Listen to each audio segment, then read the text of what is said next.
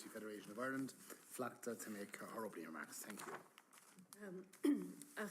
Chahirlach agus a cuiste, gur míle maith goibh a sucht queer leart live anew. DFI is a civil society pan-disability federation of over 100 organisations, and those organisations work at national, regional and local level. Our members support over 429,000 disabled people each year, and our policy recommendations reflect member feedback, the lived experience of the disabled people they work to support, and our own research and analysis. Fundamentally, Ireland's approach to social protection for disabled people should be based on the UN Convention on the Rights of Persons with Disabilities. In particular, it should deliver on Article 28, which outlines the right to an adequate standard of living and social protection, including the continuous improvement of living conditions, poverty reduction programmes, and state assistance with the extra cost of disability. Article 27 outlines the right to work on an equal basis with others, the right to training, return to work, and reasonable accommodation. However, last year, 2 in 5 people unable to work due to long-standing health difficulty, including disability, lived in enforced deprivation. Unable to afford essentials like heat, new clothes, socialising with friends or family, or sufficient healthy food. This group has consistent poverty rates of 13.9%, which are almost 3 times the national average of 4.7%. If we were to exclude the recent one-off measures, the 2025 at-risk of poverty rate for those unable to work due to disability, which was 28.4%, would rise and increase by almost 8% to 36.3%. This is deeply worrying, given the choices that were made in last year's budget. The many extra costs of being disabled are significant. As we've already heard, they are well documented and they continue to rise, as evidence shows. Adjusted for inflation, the Indicon established cost of disability range is now likely to be around €11,046 to €15,617. The ESRI last year established that disabled households need between 41% and 93% extra disposable income to achieve the same standard of living as a similar household with no disabled members. And when cost of disability is factored in, disabled people's at risk of poverty rate increases to a staggering 65 to 76%. Yet the basic disability allowance rate is more than €100 below the poverty line. In some cases, that covers less than half the additional disability-related costs. Our social protection system is failing people with disabilities. This is unacceptable.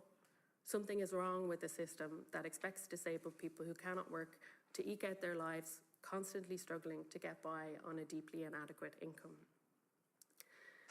There is very significant popular support for a social protection system that does not push people with disabilities into poverty. The ESRI showed that 91% of people agree that more should be done to support disabled people to meet their extra cost of living. However, people with disabilities were let down by last year's social protection budget, which removed supports, resulting in net income losses of up to €1,264. As a result, there is significant ground to make up this year. While political statements prioritising disability are welcome, they must be backed up by sufficient funding and policy prioritisation in Budget 2027. DFI's budget submission outlines key solutions to the structural barriers that lock in disability poverty, deprivation and low employment rates. Most crucially, it is beyond time to bring in the long called for cost of disability payment. We are calling for a recurring, universal, non-taxable, weekly cost of disability payment of €55 as an interim measure, while the co-design process continues, working to develop a graduated payment scheme over time. In addition, Budget 2027 should also provide an emergency payment of minimum €400 to address the removal of the disability support grant last year, adjust core rates by at minimum €15, increase the disability allowance income disregard to €1,000. It should also end household means testing, where means testing takes place only a disabled person's income should be assessed. And it should address energy poverty by restoring the purchasing power of fuel allowance and increasing the uptake of heating supplement. Given the urgency of need on disability poverty, this input focuses on social protection, but several aspects of DFI's broader budget submission are relevant to rural and community development. Investment is needed across a range of departments, as we've heard, to truly deliver the right to independent living and others enshrined in the UN CRPD. Poverty is not inevitable. Ireland is a wealthy country with significant resources.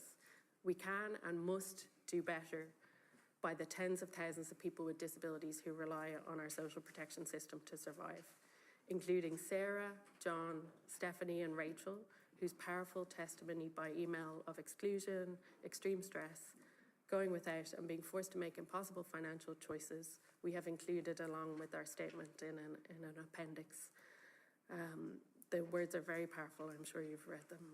By addressing our recommendations, Budget 2027 can finally make permanent progress towards vindicating disabled people's right to an adequate and improving standard of living equal to others. Thank you.